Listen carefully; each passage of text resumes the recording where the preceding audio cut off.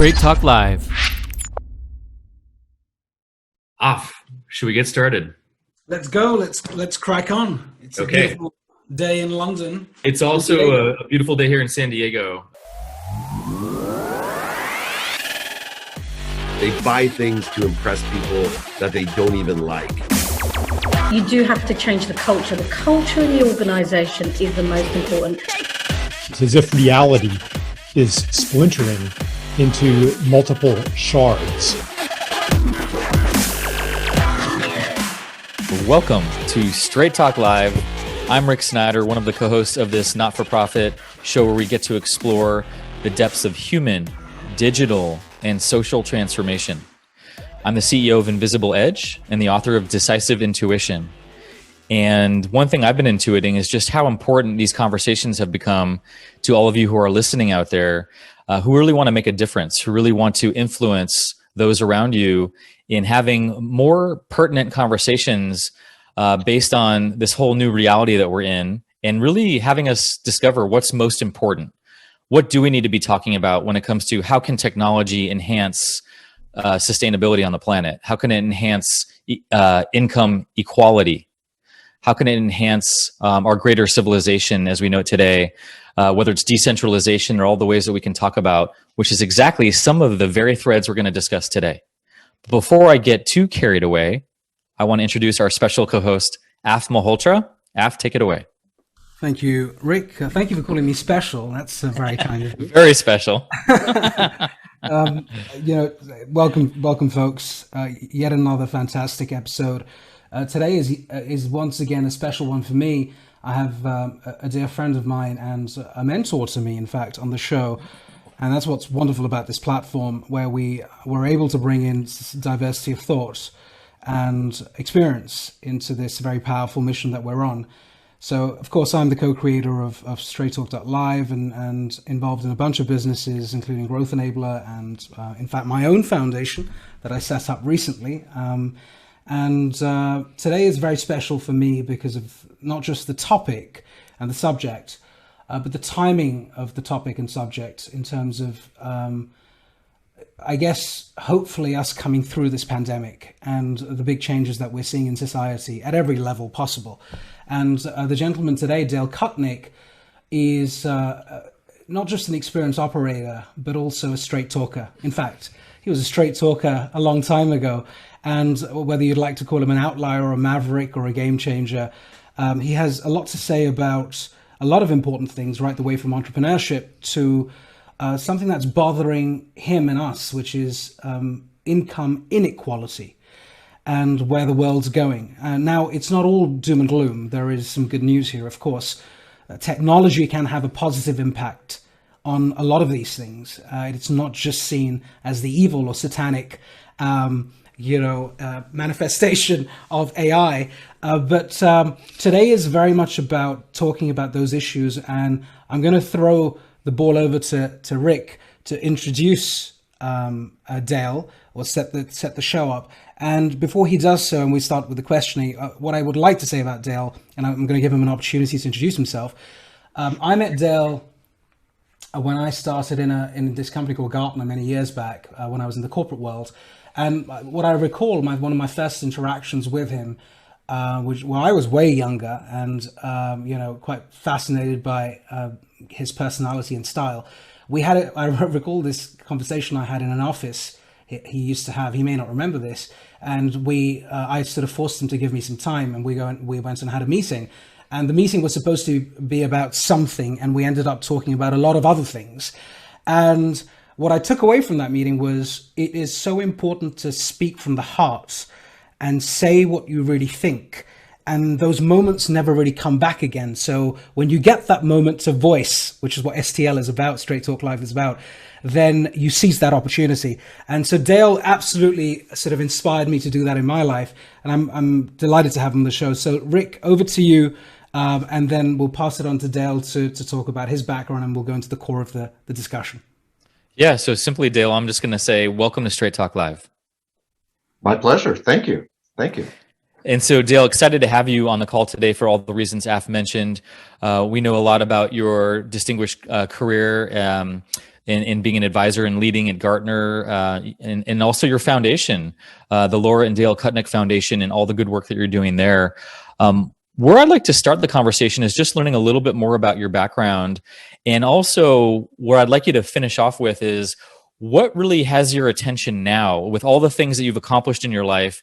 I can tell you're in a different phase of life where it's really more about mentoring and giving back, which is a natural phase throughout our human development. And so I'm really curious about what really has your attention now, given all of the experience and expertise that you hold. So why don't I start there, because I'd rather talk about the current, and then I'll spend a couple minutes on my background. But what has my attention now is, for sure, the foundation that we have, and we have three primary causes that we offer grants to. One is education. So I'm on the board of a education-based company, not for profit, of course, called IC Stars. So I'm going to give a plug to them. So we train inner city kids. IC Stars is Inner City Stars. It's in Chicago. And we train up about between 20 and 30 kids a year. We also have subsidiaries in Milwaukee and in Columbus. Columbus is just getting going. Milwaukee's going. And what we do is take inner city kids who graduated. They're all high school graduates. Most of them have had, I'd say, community college or other kinds of, additional education, but they're not the top students. And so what we do is give them computer skills. And we have a program that we work with CIOs. We have a pretty good idea of what digital skills they're looking for. We train them up for a few months. We get them internships, get them jobs. They make, hopefully, according to our stats, about 3 times as much money. And they become community leaders. So they give back. And so we're currently on our 48th cycle. It's just a great organization. The people that run it are phenomenal. So that's one area of interest that we actively participate in. As I said, I'm on the board. The other one is healthcare and medical areas. We're very interested in medical research. We sponsor different medical research at Yale, we have in the past at Danbury Hospital.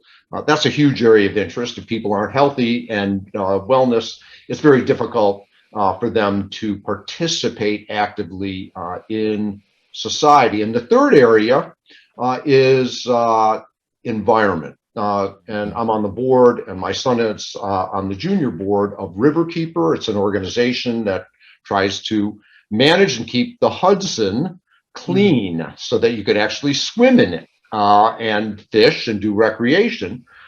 Some of you may not recall, but 50 years ago, if you fell in the Hudson, you'd have to be deloused. It was that bad. There were PCBs all over the place. So we were part of the group, and this is called Riverkeeper. This goes back about 20 years ago. We sued GE for putting PCBs in the Hudson and forced them to clean it up for a couple $2 billion. That's still being done. As you know, PCBs, this is polychlorinated biphenyls, are persistent, and they get into the sediment. So they last for a long time. And we were just also instrumental in closing aging, that would be an understatement, nuclear plant called Indian Point. A little over 30 miles north of New York City. Oh, wait, they have the same spent fuel rod pools as Fukushima did. It's on an earthquake, all yada, yada, yada. This is less about being anti-nuclear power, although many of us are, more about why is this 30 miles from New York City? And if there was an accident, this would be a big deal. So rather than debating nuclear power, yes or no, it's much more an issue if this was an aging plant and was dilapidated. So that's really what our foundation tries to do, is find these areas that we can become more actively involved in. That's definitely my passion, along with, of course, the evolution of society and human beings and the synergies that we're going to have with technology. And I know both you guys just mentioned, yes, technology itself can have incredibly positive effects. We'll talk about those in a minute, as well as potentially negative effects. I think in many ways, technology has enabled a winner-take-all mentality, and I think it's partly responsible, although not directly, because technology is really neutral on that, right? Mm-hmm. You know, you can use it for great stuff, and we'll talk about some of that, or you can use it to be exploitative, right? And so, look, we live in a world where we have both, and we have to deal with both. And so I think technology is agnostic, right? In other words, how you use AI, you can use it to make lots of money and to go and, further exploit people and situations and even the environment, or you could use it for good. I think that's what we want to talk about. Right. So with that, let me just spend, a little bit of my background. It's, you can look up my bio and so on, but so I've been in the research advisory business. I was one of the pioneers for it back in 1977 when I worked at IDC. I was an analyst. I then went and helped co-found a research advisory business at a company called Yankee Group in Boston. I did that for 7 years, took a year off, and then joined Gartner in 1985. I worked for the founder of Gartner, Gideon Gartner. At the time, it was not even a $20 million business. It was probably a 10 or 12 million. And I ran research there. I was the executive director, vice president, whatever, of research. And when Gartner moved concertedly to supporting the user environment, which was burgeoning at that point. Prior to that, when I was at IDC, for instance, the research advisory business was about, easily 95% vendor. There was vendor market research. There was no telco market. There was no competition. There was AT&T and the PTTs in Europe. And over the next 5 years, as AT&T became deregulated in the late 70s and early 80s, we had what now is $1 trillion industry evolve. Think about that. $1 trillion industry evolved from nothing. And all of a sudden, users and CIOs had to be making decisions. So that kind of grew that market. I stayed at Gartner that time for 3 years, left because I thought there was a better way of doing the business, founded Meta Group. We took it public in 1995. My business plan said it would be 7 years. We did it in 6. Mostly, so we funded it ourselves. We took a mezzanine round the year before we went public. We were reasonably successful, but as usual, in my case, I was fighting with my board by the late 2000s because I wanted to run research and they wanted me to be the CEO. And I said, no, I'd rather run research. We'll get in a CEO. That didn't work out. I was trying to take the company private in 2004. Bad news and good news. The bad news is we lost to 2 strategics. The good news is we lost by 70%. That helped fund my foundation. And I decided, I'll go to work at Gartner for a couple of years. They were the winner. And 16 years later, I'm still here. So that's kind of my background and my passion. I love the industry. I think that we can make a difference. I love working with clients. My colleagues at Gartner are phenomenal. I'm pleased to work there, but I would do this job for free because I enjoy working with people and technology and ideas so much. It's kind of like a driven think tank, right? That's really the way to think about it. Wonderful. So thank you for that, Dale. Let's go right into it. So when we caught up a few weeks ago, and as we do, and the audience knows this, and we were talking about a lot of things, and the conversation went left and right and up and down and so on. And one of the things we'd like to start with really is this question we always ask: what is bothering you today? I'll let you answer that right now because I know there are a lot of things bothering you, a lot of things you're passionate about. But what is irritating you? What is the stuff that you really need to deal with right now? And you said something, and I won't take that away. Let's talk about stuff that's bothering you, and it would be good to know why you care about that, and we'll weave into technology thereafter, but I'll let you spend some time unpacking that because you did that beautifully when we had the conversation a few weeks back. So what is bothering you right now? So probably aside from the environment, we need to save the planet, and that's why we're so active in that. But that is definitely one of my passions, and I think we fully have the capacity to do it. we'll talk about this more in detail. I want to talk about some other things that are bothering me that kind of are related.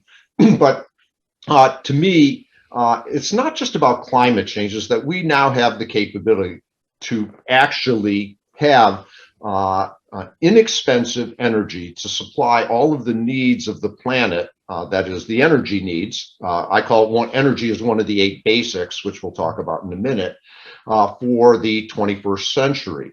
And for 150 years, we've used far longer if we include coal and, I'll just call it in general, burning things up to create energy.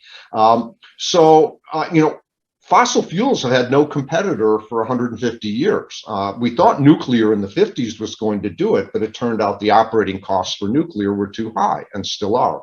Maybe, possibly we'll have safe and cost-effective nuclear. There are some efforts, Bill Gates and some others are trying to do that.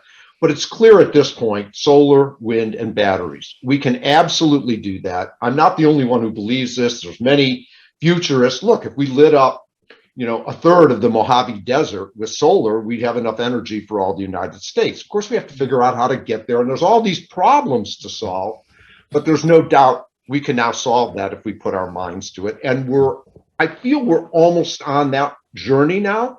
And the good news is fossil fuels, for the first time in history, have a technology competitor that is certainly over the last 10 years has followed Moore's laws. Solar as an example, the price of solar panels has come down 80% in the last 12 years. That's according to Bloomberg, New Energy Futures, The Economist. Battery prices have come down 75 to 80%. Wind turbines, probably not quite that level, but pretty close. The question is, can these prices continue to go down? Well, current solar panels only have 20 or 22% efficiency in terms of capturing the energy from the sun. 100% of the sun's energy hits the solar panel. Yeah, theoretically, we're probably going to be limited to probably in the low 30s with some advancements.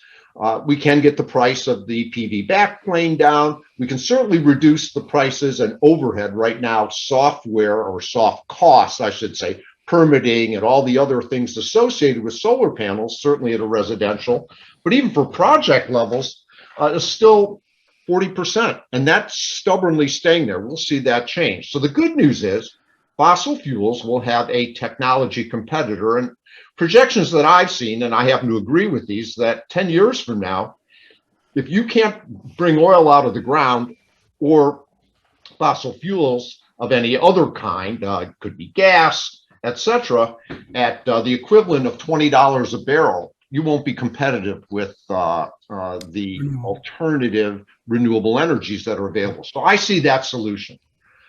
But what's really bothering me, and that, yes, that's all great. It sounds wonderful. Like US, Europe, a lot of the developing, the developed countries are moving aggressively ahead in this. And we will, I'm quite confident, China's, despite what you hear in the press, China is the leader in producing solar panels, batteries, wind turbines. Yes, they're not going to starve their people while they're getting there, as, it took us 100 years of industrial usage of energy and burning coal.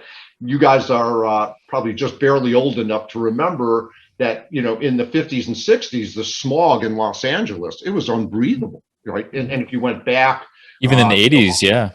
Yeah, if you went back 100 years ago, London, because of coal, was unbreathable. Okay, so China's working on it, and I'm quite confident they'll get there. But, again, between Western Europe and the US, we represent not even 20% of the world's population.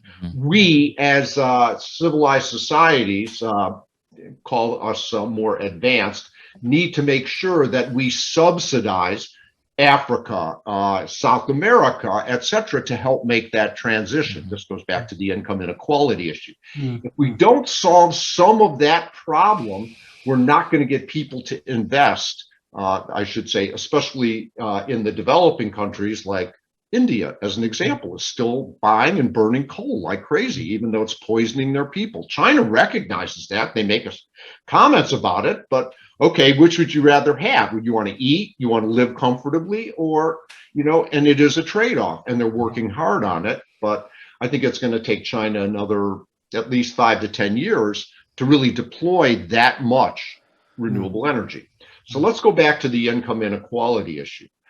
And this will lead the rest of the talk, because I think we're at a point where technology, forget about Marx and communism and all that stuff. It was interesting because they talked about it then.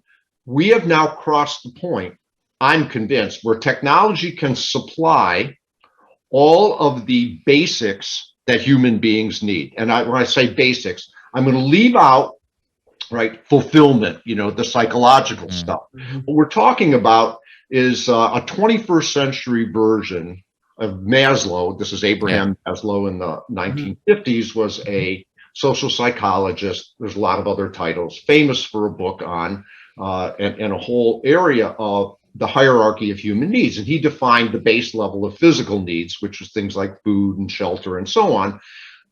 So I've expanded on that. So I call it the 8 basics. So obviously there's Maslow's stuff is in there. You absolutely have to feed people. They need clothing and utensils. They need shelter. They need healthcare and wellness. They need education. They need safety. Maslow would have put that on the second one, but physical safety is very important. Obviously energy. And the one I've added for the 21st century is high-speed internet.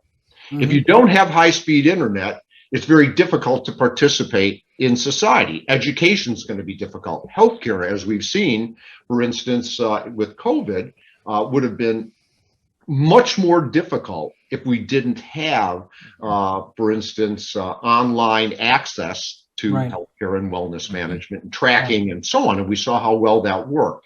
So I'm convinced, and by the way, a big part of high-speed internet, and this will tie us in, there's the good and the bad.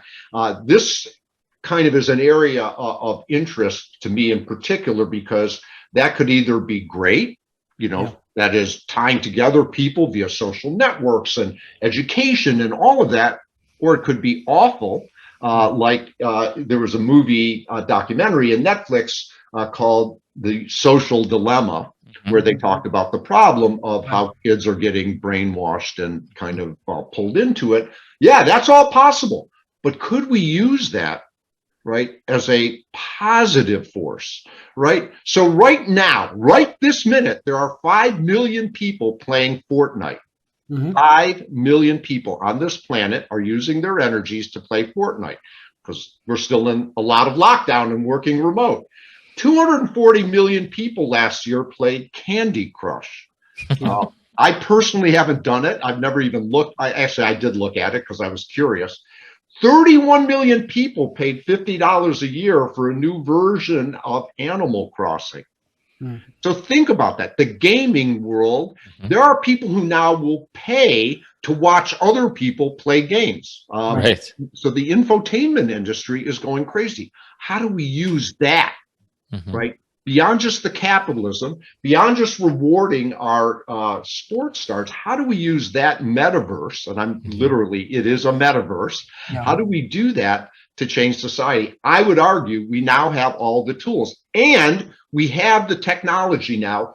Less than 5% of the world's population, certainly if you get to the developed countries, can provide all the food that everyone on the planet needs. If you went back 100 years, that number was 50%. Now it's less than 5 in the United States, and we produce way more food than we need. If you take out the food that is used for burning and creating, I'll call it petro-based fuels out of corn and things like that. We have enough food to feed the planet. We just don't have the distribution and the will to get it there. That's a different issue. We certainly can provide education. We can provide clothing and utensils. I mean, as an example, I mentioned the 8 basics for the 21st century. Cuba is one of the poorest countries in the world. I had the opportunity to visit there 4 years ago. It was 5 years ago, before our previous president kind of eliminated the I'll call it visas that we were able to get in on. And Cuba provides 7 of the 8 basics to everyone in Cuba. They have 100% literacy, 100% healthcare coverage, free education. Everybody has food. It's not great. Yes, but nobody starves. Everybody has, its shelter is tight. Everybody has clothes. They don't provide high-speed internet. That's a political issue. But here's one of the poorest countries on the planet, and they're able to provide 7 of the 8 basics for 21st century society. Think about that. We don't provide that in the US. Most of Western Europe does. We do not provide that. We have people who die of insulin shock because they rationed their insulin because they couldn't afford to buy food and insulin, right? That happens in the United States. That is, and that is a hot button. There's no way, maybe the Biden administration will change that. I certainly hope so, but that's definitely one of my hot buttons. We as a society need to commit to providing the 8 basics to 100% of our people. That is my hot button. Okay, I want to dive in right there a little bit. Yeah, you go first. I'll follow you. Okay, so one of the themes that I'm hearing you as you're speaking is around the theme around power and power distribution. And so that's when I think back, even when you talk about the fossil fuel industry and how they've basically been in power for so long, it reminds me of when the automobile industry literally derailed the train industry from developing in the US back in the 20s beyond, because they wanted to hold the power and decide how transportation was mediated at that point. And so my question to you is, there's the power of the consumer. There's also the powers of the powers that be, right? That are holding so much of the wealth and decision-making right now, and even political power. So in a realistic way, I totally buy what you're saying. I think we do have the right technologies and resources to supply the world. And how do you get the petrochemical companies and the companies that are in power now to literally have that mindset shift, that soul shift, that heart shift? Obviously, some of them see the profitability of going into renewables and those kind of things. That's what we're seeing. And some of them are also still resisting and, wanting to milk their technologies as long as they can. How do you see that really playing out in the coming decade? Yeah, so to me, we're approaching a tipping point. What I mean by that, or you call it an inflection point, and there's 5 elements to inflection points when we think about it. As an example, if you went back 10 years ago, obviously hindsight is better than foresight, and it's always works out. But if you went back, for instance, and thought about retail, yeah, sure, Amazon was interesting, Alibaba was getting started, and e-commerce is getting interesting. But all of a sudden, over the past 10 years, if you don't have an e-commerce play in retail, right, we reached the tipping point. So in other words, the regulators allowed it. So what do I mean by I call it 5 elements of the tipping point? First is price performance, and I call it, and techno convenience. So if price performance, back to renewables, gets so compelling that, for instance, fracking is no longer, if oil below $20 a barrel, most of the frackers can't profitably get it out of the ground.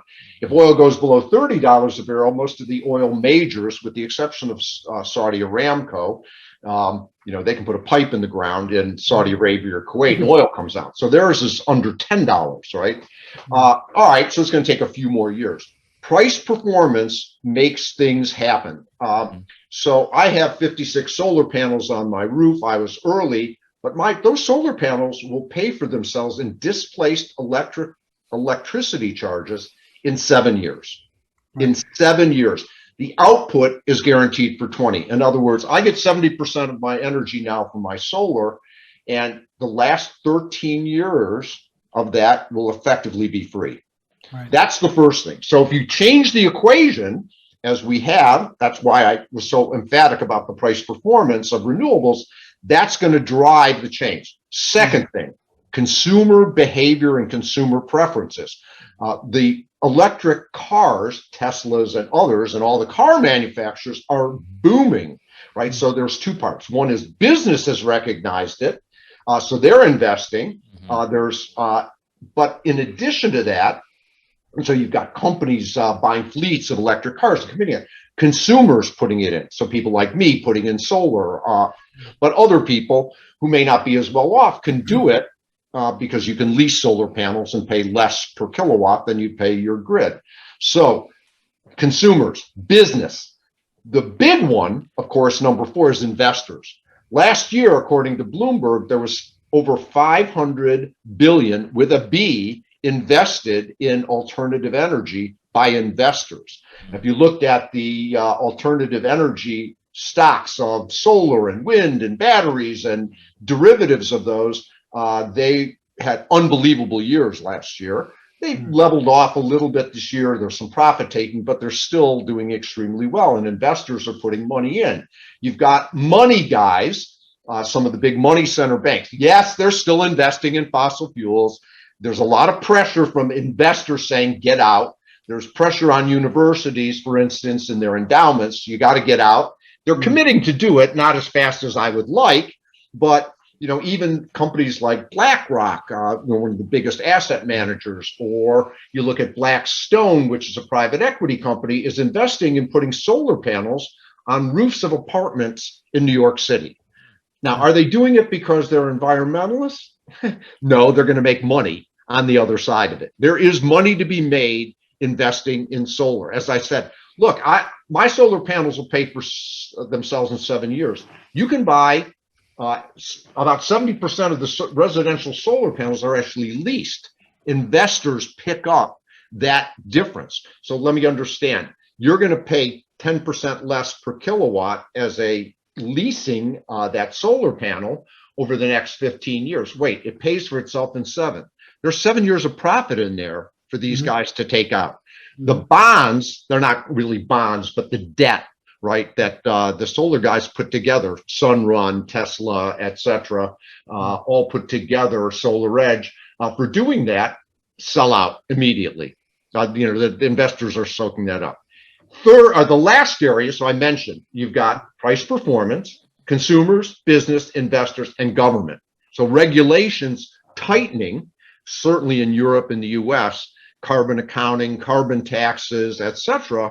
That'll be, but governments are slow. The good news is price performance, consumer sentiment, business and investors are moving at light speed. Governments, as you know, the Paris Climate Accord, oh yeah, we're going to do that. And yet, we haven't really made a lot of movement. Certainly if you listen to Greta Thunberg about it, we need to do more. Governments are going to do it. But the good news is the other 4 are moving much faster. Yeah. So when you thank you for that. When you, I want to go back to the inflection points because it's very important.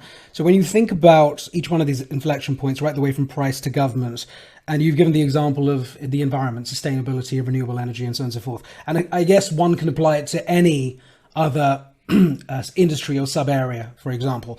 Let's talk a little bit about money and wealth distribution for a moment. So let's focus on consumers because you talked about consumer behavior and adoption. You gave a great example. Consumers inside a job who are employed and get paid a salary, and those who are doing their own thing, self-employed and so on, they all need to have an increase in income at some point to be able to afford things, including solar panels, including lease options, and so on and so forth. We won't go into credit scores and how that works, and someone gets the ability to lease a car or a renewable, energy item or a solar panel. But we'll talk a little bit about the drip feed model, which we believe, we've been talking repeatedly with numerous guests about conscious and or inclusive capitalism, right? And it's out for debate because the most optimistic, of us, and we're optimists, all of us, and realists, we always sort of start scratching our heads when we think about seismic changes. And the pandemic has forced us to think about what could significantly change in the future, or will it sort of just be a little bit different, and the jury's out on it.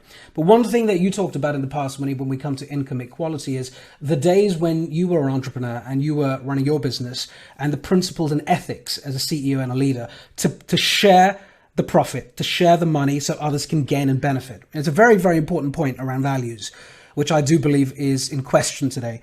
And then one of the things you educated us on, and I'll let you do it, is in a very important, subtle but seismic event that happened, which has contributed to the change in how money is distributed in big companies. So why am I not getting the same level of bonus, or a bonus that's commensurate with you? Why is the disparity between your salary as a CEO greater and greater and greater? Something's not stacking up here. Tell us, add some color, synopsize that for us. Yeah, so it's very important. So I do believe in inclusive capitalism, and in the mid '80s, this was started, of course, in Silicon Valley. There was a phenomenon that absolutely took off, and that was giving stock options to all employees who were not. Yes, this is obviously high tech. It started, but it was spreading to other industries, because if you wanted to be able to exploit technology, if you were a retailer, we're seeing that now, by the way, and you want to get the best and brightest, you basically have to pay them a lot of money. So in other words, you do have to compete with the Silicon Valley companies, with and I'll throw in there today, obviously the Amazons and the Alibabas in China and so on. Everybody's competing for that talent pool. That's not everyone.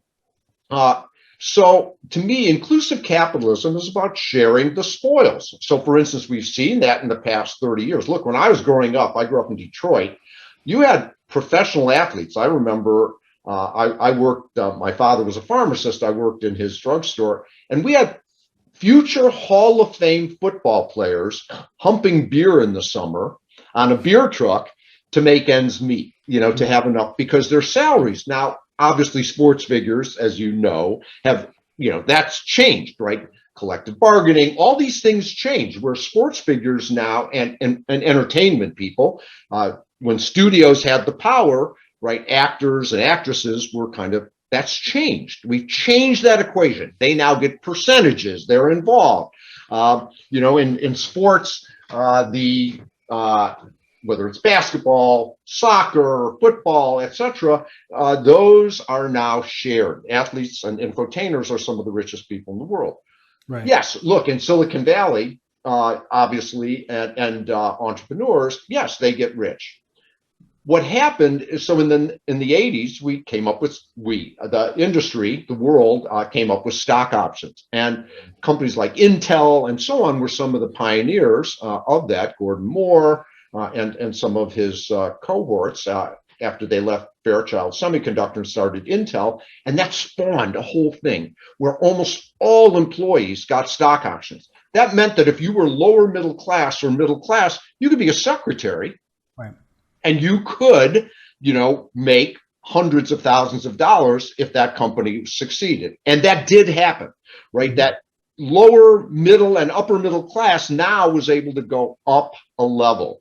And that happened through the 80s into the 90s. When I worked at Gartner the first time, everyone got stock options. At Meta, my company, everyone got stock options. My proudest moment was, I had one of my early employees, a single mother, used to collect bottles and cans to get the deposit for her daughter's college education. When we went public, she made enough money, she didn't have to worry about that anymore, because she was controller. So she was, but even some of my secretaries, made real money, that they could retire on. And that was true of a lot of companies. In the early 2000s, I'll call them evil geniuses. This is a Kurt Anderson book. That's, you can't do stock options for everyone. It dilutes. But it was, any financial person could look at the bottom of any income statement, fully diluted shares outstanding. In other words, stock options in the money. People were complaining that there were these big overhangs of stock options that would later become due in these companies. Mm-hmm. Anyway, the long and the short of it, the lobbyists won, and I'll call it a regulation was passed called FAS 123R. It eventually was passed in the early 2000s, went into effect in 2004, 2005.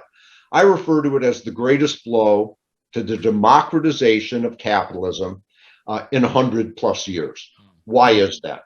It forced companies to account for stock options. This gets a little bit complex, but I'll try to make it simple.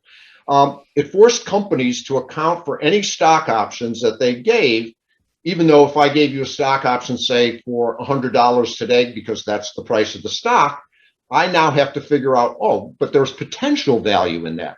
Turns out it uses a Black-Scholes formula. We don't need to get into all the details, but basically you now have to account as an expense on your operating income statement. You have to account for that, and it ranges from 20 to 30%. There's a lot of different pieces of that stock. So in other words, I have to take, if I give you a stock option, the stock today is $100, even though it's worthless today, I have to account for $20 or $30 of the future gain in my income statement. It's like, oh, well, I'm not going to give away that many stock options. So companies went, like us, from diluting, by then I had changed. I'd already sold the company to Gartner. But by that point in 2005, what ended up happening is, so companies were diluting 5% prior to that for stock options. After that, they went to 2%. And so from giving lots of people stock options, if not all, at Meta, we gave everyone stock options, so that when I started the company, we put all the money in. I owned 50%. By the time we went public, I owned less than 20. That was fine. I was very happy with that. A smaller piece of a bigger pie. That was my strategy. But back to FAS, companies now only dilute. They give out 2%. And that goes to senior management, not to employees for the most part. And maybe a few people further down the line, but in general, companies stop giving out stock options. Now, the other way to do that, for instance, in Germany, as you know, Germany has some of the strongest unions on the planet, some of the highest labor costs on the planet, and yet the workers' councils there are now on the board of directors. They're involved in profit sharing. So whereas unions in the US, having grown up in Detroit, it's like not only did they push for higher wages, fine, no big deal. They also pushed work rules to keep people employed because they didn't get a cut of the action, right?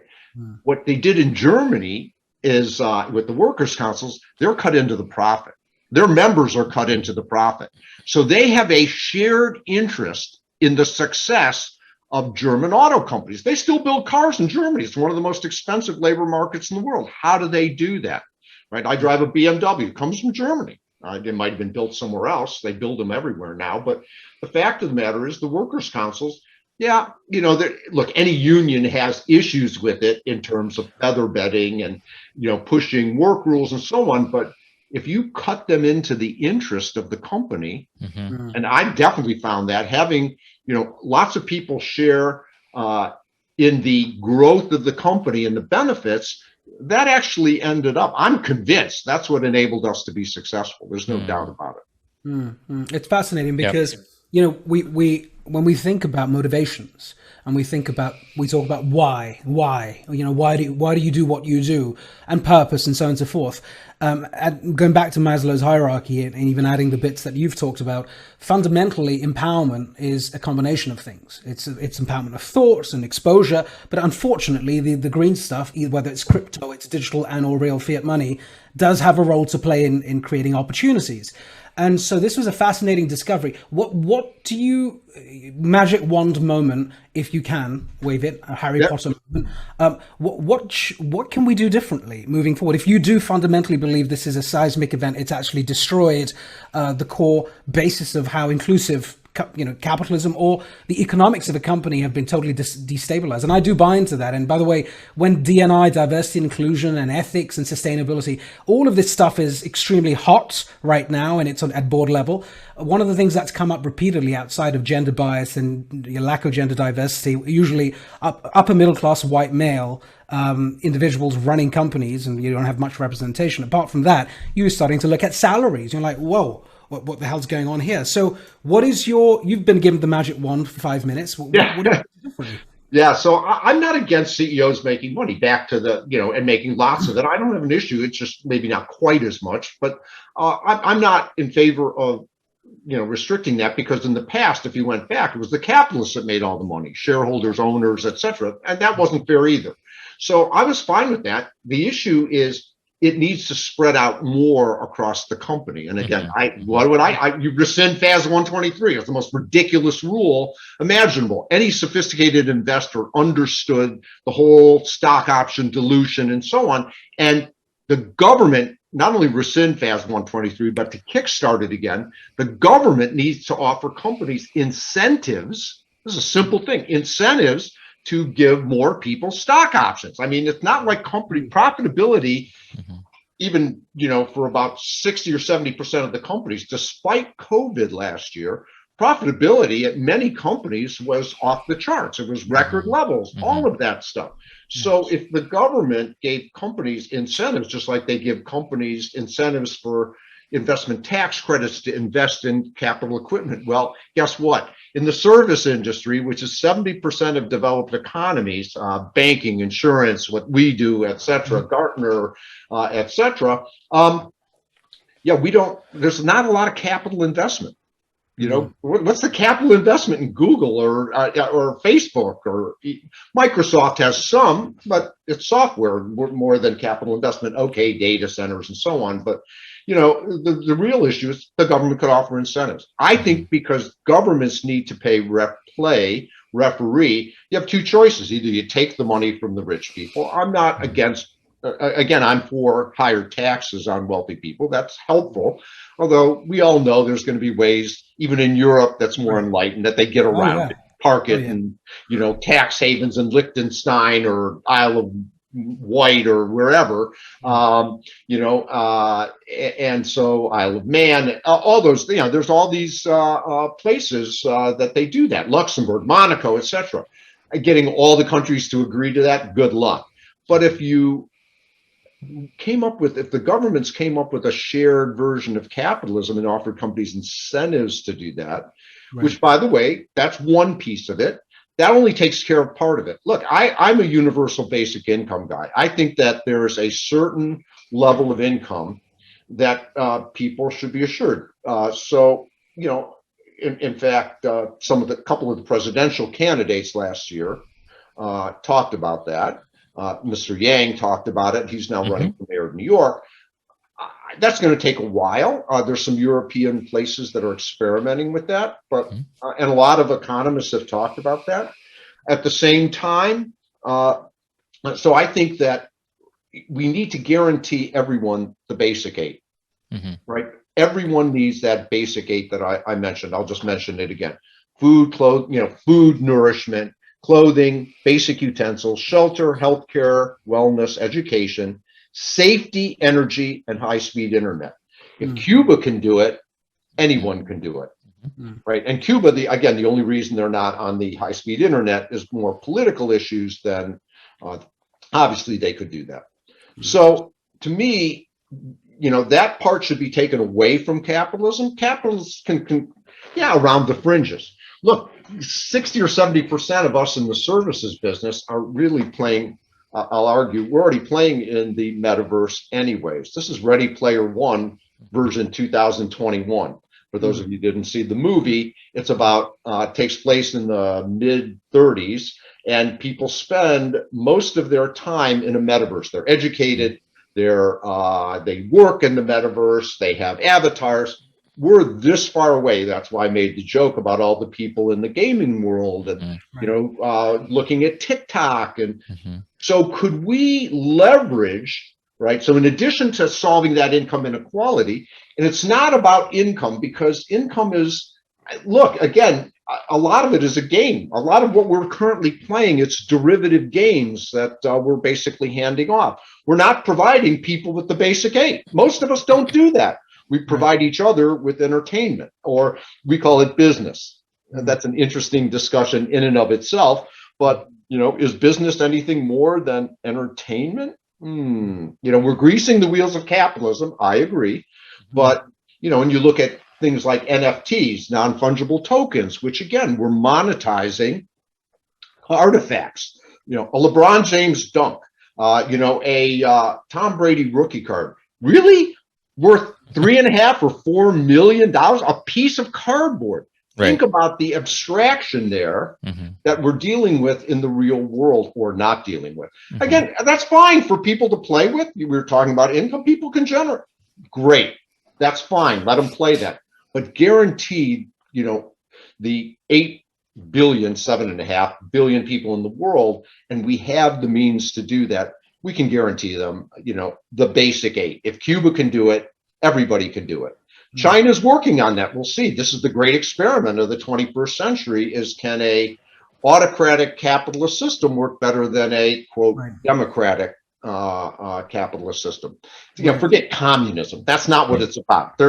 China's more capitalist than we are in terms of doing allowing companies and even state-owned enterprises. It's absolutely capitalist, but it's autocrat. We may not agree with that, but we'll see if that works out. So Dale, one of the questions that just came in from Facebook, we're having a lot of activity there. And also a reminder, if you're listening on the call right now, please send in your questions to Dale, is just on this very topic. And the question is, stock options aside, how do we make a meaningful move toward more inclusive capitalism given profit and bottom line have ruled for so long? So what incentive do companies have? You've just talked about governments and other agencies and politics. What incentive do companies have to change if the shareholders are happy with their profits? Yeah, I'm not a fan of putting in place all of the ESG type stuff and forcing companies to do that. I think we should offer a little bit of encouragement for it. Absolutely, by incentives, the government can set those up. Where the government wants to change things, like tax credits for investing in people, or as we just talked about, tax credits for raising pay and things like that. Absolutely. I think the idea, though, of the government getting that involved in the business is probably not the right approach. Certainly not in this country and in general. Look, European socialism in the 50s and 60s didn't work. I'm not advocating government control of basic steel or things like that. I am advocating government control of healthcare and education, or I should say oversight and management. And certainly, look, you can have capitalism underneath that, and competing we can do administration better than the government. I'm all for that. I think that forcing companies to pay attention to ESG is fine, but the problem is if you force a CEO to pay attention to ESG, or to any of these other programs, I think you can do it a little bit, but while I'm not a total fan, I'm going to make a joke here about Milton Friedman and the Chicago School, that all that matters to shareholders and all that should matter to a CEO. So you have too many countervailing interests, right? The problem is when it comes to stakeholders versus shareholders, employees and greater society, that's really for the government. That's what the government should do. The government should force companies to pay attention to that, with policy, but forcing a CEO, right, to compensation and things like that are tied. There's let's just take the U.S.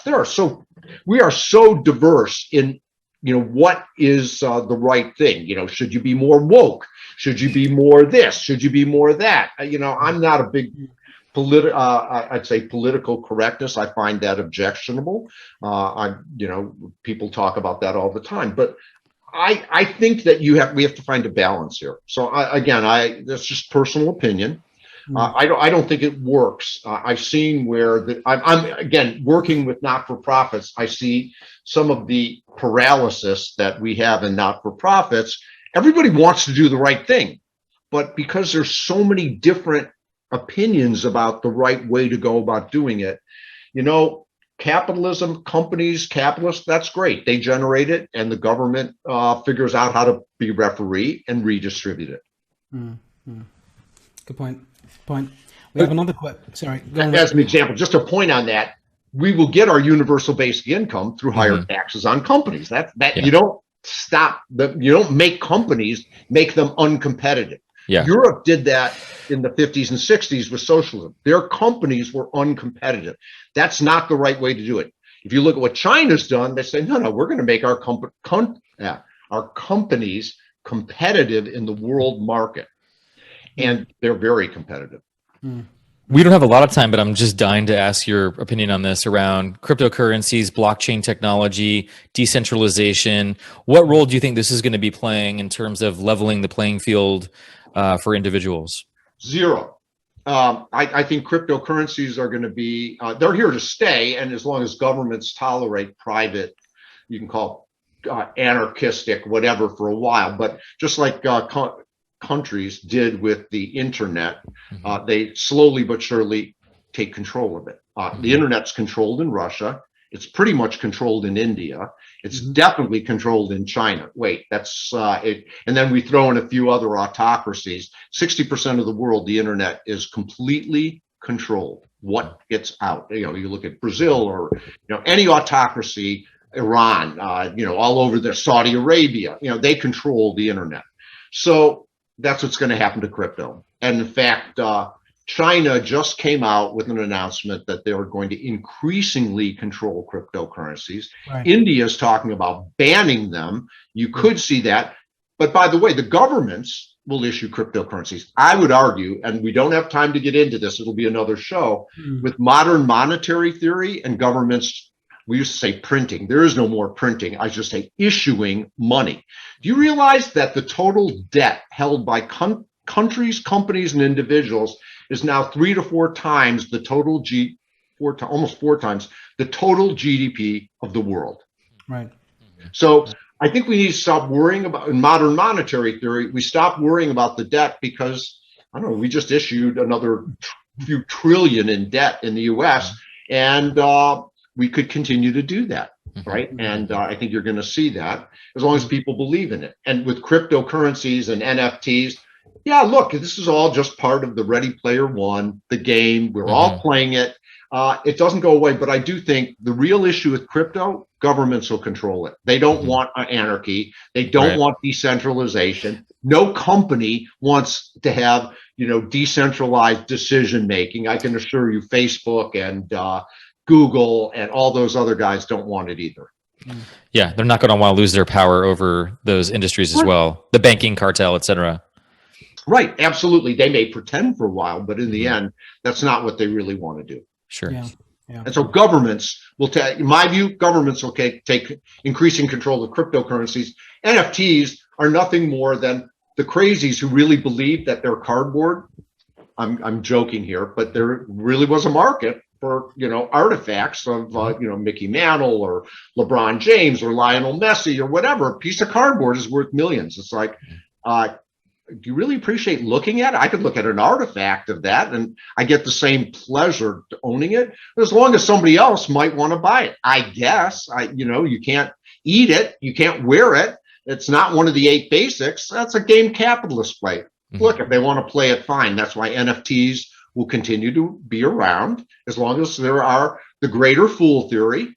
If people want to play this game, they want to buy digital weapons that they can do the World of Warcraft better and pay money for those. Okay, look, people have too much time and money on their hands. Look at how much time people spend online. We have to, government, and our universities have to get better on board and figure out, wow, with all these people feeling this need for belonging, NFTs are a type of belonging. You belong to a group. QAnon, you belong to a group. We all belong to groups. The more COVID just accentuated this, right? In other words, they just made it more so, right? And so people feel even more need for belonging. Look at social networks. Look at TikTok. Look at all the crazy stuff with gaming and watching. So if we feel that need, is there a way to take that kind of infotainment? And by the way, this is only going to get more immersive as we have 5G and LEOs, low Earth orbit satellites, the technologies that will enable connections. We're going to have even more of this. Wait, Ready Player One is still 15 years allegedly away. For those of you who haven't read the book or seen the movie, we're already there. All of this stuff we're already there. It's a virtual world we live in. Yeah, we're going to be going through the most prolific period of change. I think one that is unprecedented, really. Even if you look back at historic events, whilst we have a bit of solace and we feel good about some level of certainty around, well, it happened 50 years ago, it happened 1,000 years ago. I think what's to come is truly, and hopefully will be around. Look, if people told you 15 years ago that you be spending hours a day wandering around looking at a thing on your hand, it's your mobile, you just said, nah, that's not going to happen. If you went back 25 years, McKinsey, actually it's 30 years now, McKinsey did a study for AT&T. There's only a need for maybe 100,000 of those. Do they mean per hour or per day? Right? Believe it or not, they didn't think people would need mobile phones because they had a desk phone, and I have my phone at home. What do I need this for? As we get more bandwidth available and infotainment picks up, and we get Second Life, Third Life, Fourth Life, more virtual worlds that people can participate in. What is that gaming world? What are NFTs? What are, all this stuff we do? And I mentioned, okay, we're a few derivatives from that in those of us who are in the services business, but it's pretty close. It's pretty close. Closer than it's ever been. Closer than it's ever been. And one last thing, there's a whole raft of topics that we could touch on, things that are going to relate to this. Hyper automation is going to make goods widely available. People, produce, again, back to the producing clothes or whatever that people or food that people need, processed food, agricultural revolutions in terms of plant-based diets. I'm not advocating you have to give up meat. I personally don't I don't eat meat or dairy products, but I'm not saying everybody has to do it, but we could create a lot less stress on the planet and have more food for people with plant, and those are happening, right? And they're getting, it's not like you have to eat emulsified veggie burgers anymore. They actually, Beyond and Impossible burgers actually taste reasonably good. We have genetic engineering that's going to totally change the human race in the next 50 years. That's a topic for another discussion, but there's a great book that Jennifer Duda wrote, and so on, in terms of, when you look at things like CRISPR and gene editing, and there's a lot of ethical concerns around it. Yes, are we going to create super races? And all of those are interesting questions, but the genie's out of the bag. High school kids can get CRISPR technology now for next to nothing. It's open source, and they could change the color of plants like that. Yeah. Dale, would you be interested in coming back on our show at some point in the near future? I love to, because I'm passionate. What I would love to do is go even deeper in some of the technical applications in the fields that you're talking about right now into far more detail. So I think that would be a fantastic future show if you're up for that. I am up for that. There's the new technologies that are going to change the world, 3D printing and material science. Exactly. I mentioned genetic engineering are so profound. Yes. I mean, it makes a lot of, the last 20 or 30 years going to look like child's play in 10 years from now. Let's double click on that in July if we can. We'll talk to you about that. I just want to share one thank you to you from our audience member, Tony, who says, a huge thank you, Dale, for all that you do and continue to do. We'll certainly show the replay of this to my teenagers. They will agree on high-speed internet, and your enthusiasm for the things we care about is infectious. We'll bring them to the next session. You should maybe do a Gartner for teenagers, ? As always, great work, Af and Rick. So this guy, Tony, I think I know who Tony is, but just very appreciative of the energy and passion that you're bringing today. Thank you. I appreciate it, guys. I much appreciate it. There's a lot of fun. And if there's, I know we didn't get a chance to get as many questions, and I'm happy to, if we could send those along, I'm happy to respond to people. But I think this hopefully will raise a lot of questions that people want to answer. That's great. And then where can people find out more about you and your work today? Where should they go? Well, again, I work at Gartner. That's what I do for a living. But you go, you become a Gartner client. Gartner is definitely it is obviously a public company. So, but that's not really. You could go and look at my profile on Facebook or LinkedIn or something like that at what we're doing. I don't do a lot of blogging because. Just what I said, I'm too busy with trying to solve other problems, and merely being politically correct doesn't do it. That's why I'm so enthusiastic about this. It's a way to get so kind of that pent up message. I actually still work full time for Gartner, so I don't really have time to do all that. And between that, my foundation and work I do for that, and obviously my passion, you can see in the background, is skiing on glaciers. That happens to be my son. It's tough to fit it all in. But that's why I love this opportunity to share my views. That's great. And where can people find out more about you and your foundation as well? The Laura You can just look. We don't. Foundations don't advertise, so there's nothing to look at. We are very systematic about what we do. My son runs it because that is what he does. But there's you can look up the Dale and Laura Kutnick Foundation, see what we do, and obviously foundations are public entities, so you can find out about that. Excellent.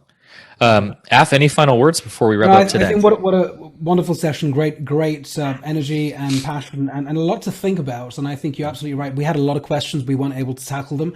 We absolutely want you back in July on a different topic, and we'll dig a little bit deeper into some of the other things you've talked about. I think the inflection point and the 5 phases of that, and this sort of augmentation of the hierarchy, Maslow's hierarchy of needs, is a fascinating takeaway for a lot of us in discussion and debate. And, we always say on STL, we're trying to influence the influencers. So a lot of our past speakers jump on these sessions as well. They are thought leaders in their own right and authors and so on and so forth. So one of the other things is you will automatically go onto our speakers page. So for those who are listening on replays and live, you can find info on Dale there. And we have our STL Mavericks group, where we've got a lot of our speakers. It's on WhatsApp right now. We probably move on to a secure platform later, messaging platform. But a lot of the debate and discussion, provocative, objective, open discussion happens there. And we're trying to create a tribe or multiple tribes to drive change. You're doing it through your foundation, but not everyone has a foundation. So we all want to help in some way, shape, or form. So thank you so much. Really appreciate it. We'll have you back. By the way, that's an example of belonging. That's another group, right? That's right. Absolutely. We're all in multiple groups. And so I think that that need of belonging, and whole need for another topic, by the way, kind of a lead in. If you think about our psychological security, we've given that up. Yes. In exchange for belonging to these crazy groups that are, Facebook and the social networks that are taking our data. We've given up our psychological security in exchange for belonging to these groups. That's right. So Maslow's hierarchy of needs rearing its head again in that way. Yep. Yeah. That's right. So Dale, thanks again so much for your insights, your passion, and we are excited to have you back. So thank you again for being part of Straight Talk Live. All right. And for belonging to our tribe. Thanks, guys. And then lastly, for those of you tuning in for next week, we have a very exciting show around the AI revolution and education specifically in some of the latest AI technologies with Nicholas Carinos, Aliki, and Ken. We're going to be on a panel talking about the latest in AI and how to actually bring education in a whole revolutionary way that's going to be upgrading the next generations. So it's going to be very exciting. I want to say one thing to before we close off. I spoke to Nick earlier today. Great guy. What a fantastic mind. I'll sum it up this way. I said, so tell me a bit about Sophos AI, and I won't give the game away right now, Rick, because we're going to announce it later. That's right. I said, how are you disrupting or changing the way in which we educate our children? He said, Einstein. I said, yeah, I know Einstein. He said, imagine if you could have a deep fake or equivalent video of him, the avatar, Einstein right in front of you, and the AI has every bit of knowledge at whatever level about Einstein, and you're having a dialogue with Einstein. It's not a chat bot. They don't work. It's a dialogue with Einstein, and you're interfacing with him. You're talking about his past. You're talking about why he created what he did. He said, that is what education needs to be in the immersive world, in the metaverse. So that's what we're going to talk about next week. So really excited. Very cool. Thank you so much again, Dale.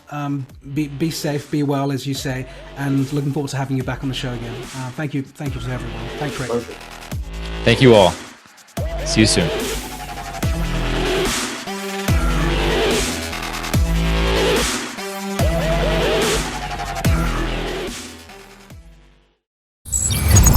Straight Talk Live.